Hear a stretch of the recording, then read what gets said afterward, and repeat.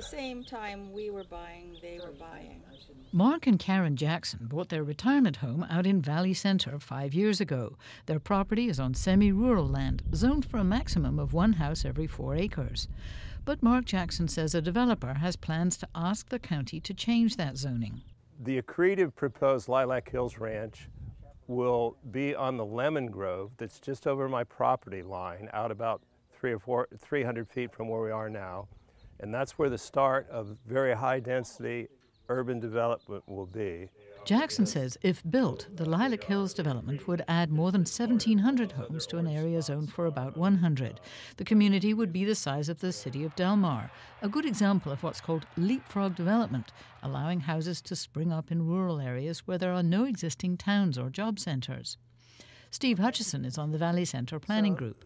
The project extends on the east from over this direction all the way across, all the way behind me, 608 acres. Hutchison says San Diego County spent millions of dollars and more than a decade updating its general plan. It was finalized 4 years ago and was designed to preserve rural areas and help the county meet its goal of reducing greenhouse gases. It specifically prohibits leapfrog development. If you can have an exception to that leapfrog development prohibition, basically you can put a project like we've been talking about virtually anywhere in the undeveloped county.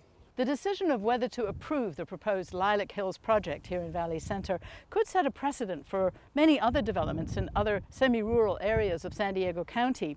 In order to approve it, the county supervisors would have to modify principles put in place to make the future development in San Diego more sustainable. We would really like to show you all the great plans that we have, and we have a lot of images over here. The developer, Accretive Investments, has held meetings with the community and says the proposed development is sustainable. It includes solar energy, recycled water, on-site composting and green buildings, plus walking and biking trails. Does it translate into reality? Matt Adams with the San Diego Building Industry Association says the county supervisors will have good reasons to make amendments to the general plan. We have a housing shortage in San Diego County. Homes cost as much as they do now because we don't build enough of them, and we haven't for over 10 years.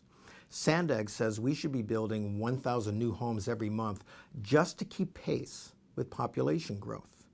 And we haven't done that in over 10 years. So we have to start making real decisions as to where we want to house our citizens, both our current citizens and future citizens, because no is not a plan. San Diego's regional planning agency, Sandag, has just adopted a new regional growth plan that calls for more compact development to help meet the region's goal to cut greenhouse gas emissions. Both Sandag and the county are being sued for failing to meet those goals. We've done some more work on. But Charles Muggs Stull, Sandag's Director of Land Use and Transportation Planning, says the agency has no authority over the county's land use decisions. What we try to do is we try to encourage, land use plans that, that focus development in already developed areas, because that's what we generally see happening. And so we try to do things to advocate for that and to encourage that, but we are not a land use authority. Yeah, from the east, near the road here, all the way across. Hutchison says Valley Centre is ready to accept its share of new housing, and the general plan includes space for new developments near the existing town centre. So why don't developers build where the general plan says they can build? If you look at land like is behind me here, it sells for much less, maybe $20,000, $30,000 an acre, somewhere in that neighborhood. If you get into the community centers, well, everybody knows it's going to be higher density and consequently more expensive, and it could be up, over $250,000, maybe up to $500,000 an acre. The Lilac Hills development is expected to come before the Planning Commission and then the County Board later this summer.